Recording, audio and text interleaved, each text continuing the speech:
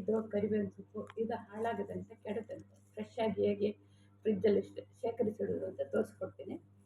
ಕರಿಬೇವಿನ ತಂದುಬಿಟ್ಟು ಒಂದೆರಡು ಸರ್ತಿ ಕ್ಲೀನ್ ಗಿಡದಿಂದಲೇ ತಗೊಂಡು ಬರೋದು, ಎರಡು ಸರ್ತಿ ಕ್ಲೀನಾಗಿ ತೊಳೆದು ಅದರಲ್ಲಿ ಬೇಡದ ಎಲೆಗಳನ್ನೆಲ್ಲ ತೆಗೆದುಬಿಟ್ಟು ಒಳ್ಳೆಯ ಎಲೆಗಳನ್ನ ಮಾತ್ರ ಶೇಖರಿಸಿ ಚೆನ್ನಾಗಿ ತೊಳೆದು ನೀರು ಹೋಗಲಿಕ್ಕೋಸ್ಕರ ಒಂದು ಇದರಲ್ಲಿ ಜಾಲರಿಯಲ್ಲಿ ಹಾಕಿ ಇಟ್ಟು ಸ್ವಲ್ಪ ನೀರು ಹೋದ್ಮೇಲೆ ನೀರು ಫುಲ್ ಹೋದ್ಮೇಲೆ ಒಂದು ಪ್ಲಾಸ್ಟಿಕ್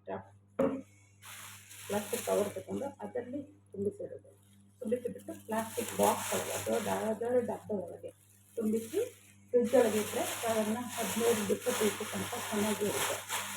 ನೋಡಿ, ನಾನು 20 ಸತಿ ಎಲೆಯನ್ನು ತಂದು ಇಲ್ಲಿ ಶೇಖರಿಸಿಟ್ಟು ಏನಾದರೂ ತೊಂದರೆ ಇತ್ತು ನೋಡಿ, ಒಂದು ಚೂರು ಬಾಡಿಲ್ಲ, ಒಂದು ಚೂರು ಒಣಗಿಲ್ಲ, ಏನೋ ಒಂದೆರಡು ಎಲೆಗಳು ಮಾತ್ರ ಹಾಳಾಗಿದೆ, ಅಷ್ಟು ಬಿಟ್ಟು ಏನೇನಾಗಿಲ್ಲ. ನೀರು ತಾಗಿಸ್ಬಾರ್ದು, ನೀರು ಹೆಚ್ಚಾಗಿ ಇರಬಾರ್ದು. ಅಲ್ಲಿ ನೀರು ತಾಗಿಸಿ ತೊಳೆದು ಕ್ಲೀನಾಗಿ ಜೋಡಿಸಿಟ್ರೆ ಓಪನ್ ಆಗಿಟ್ಟರೆ ಅದು ಸಾಧಾರಣ 15-20 ದಿವಸ ತನಕ ಫ್ರೆಶ್ ಆಗಿರುತ್ತೆ.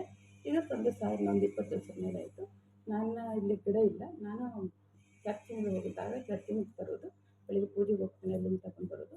ಅದನ್ನು ತಂದು ಡಬ್ಬದಲ್ಲಿ ತೊಳೆದುಬಿಟ್ಟು 2 ಸರ್ತಿ ಒಳ್ಳೆಯ ನೀರಲ್ಲಿ ತೊಳೆದು ನೀರಲ್ಲಿ ಹೋದ್ಮೇಲೆ ಅದನ್ನು ಪ್ಲಾಸ್ಟಿಕ್ ಕವರೊಳಗೆ ಹಾಕಿ ಡಬ್ಬೆಯಲ್ಲಿ ತುಂಬಿಕೊಡ್ತೀವಿ. ನೀವು ಮಾರ್ಕೆಟಿಂದ ತರೋದು ಇದಾದರೆ ಕರಿಬೇವಿನ ಸೊಪ್ಪಾಗಲಿ ಏನೇ ಸೊಪ್ಪಾಗಲಿ ಮಾರ್ಕೆಟಿಂದ ತರೋದಾದರೆ ಅದನ್ನು ಚೆನ್ನಾಗಿ ಮಾಡಿ ಉಪ್ಪು ನೀರಲ್ಲಿ ಒಂದು ಅರ್ಧ ಗಂಟೆ ನೆನೆಸಿಟ್ಟು ಒಂದು 2-3 ಸರ್ತಿ ಒಳ್ಳೆಯ ನೀರಲ್ಲಿ ತೊಳೆದು ಮತ್ತು ನೀರು ಹೋಗೋದು ಮಾಡಿ ಡಬ್ಬೆಯಲ್ಲಿ ತುಂಬಿಸಬೇಕು. ಕಾರಣ ಮಾರ್ಕೆಟಲ್ಲಿ ತಗೊಳ್ಳೋದಕ್ಕೆ ಅದು ಹಾಳಾಗಬಾರ್ದು. ಮಾರ್ಕೆಟಲ್ಲಿ ಏನೇನೋ ಪಾಯ್ಸನ್ ಎಲ್ಲ ಹೊಡೆದಿರ್ತಾರೆ, ಕೆಮಿಕಲ್ ಎಲ್ಲ ಹೊಡೆದಿರ್ತಾರೆ. ಅದಕ್ಕೋಸ್ಕರ ಅದನ್ನು ತಂದು ನೀವು ಯಾವುದೇ ತರಕಾರಿ ಆಗಲಿ ಸೊಪ್ಪಾಗಲಿ ತಂದುಬಿಟ್ಟು ಚೆಂದ ಮಾಡಿ ತೊಳೆದು ಉಪ್ಪು ಹಾಕಿ ತೊಳೆದುಬಿಟ್ಟು ಯಾವುದೆಲ್ಲ ಶೇಖರಿಸಿಡಬೇಕು. ಅದು ಹಾಳಾಗೋದು ತುಂಬ ದಿವಸ ಇರುತ್ತೆ. ಪ್ಲಾಸ್ಟಿಕ್ ಒಳಗೆ ಕಟ್ಟಿ ಫ್ರಿಜ್ ಒಳಗೆ ಇಟ್ಬಿಟ್ರೆ ಸಾಕು, ಏನೂ ಆಗಲ್ಲ. ಸಾಧಾರಣ 15-20 ದಿವಸ ತನಕ ಫ್ರೆಶ್ ಆಗಿರುತ್ತೆ, ಒಂದು ಚೂರು ಹಾಳಾಗಲ್ಲ.